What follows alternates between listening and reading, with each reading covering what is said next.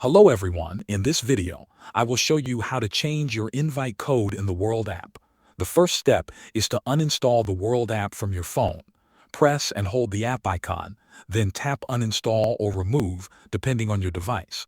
After it is removed, go to the App Store or Google Play Store and download the World app again.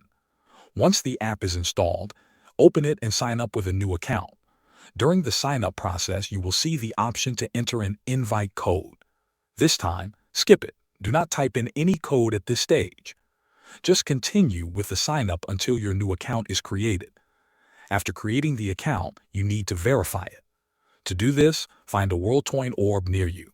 Visit the orb location and complete the verification process. This step is required in order to activate your account and unlock your features.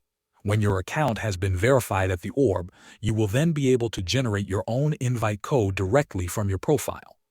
This new code is unique to your new account, and you can share it with others if you want.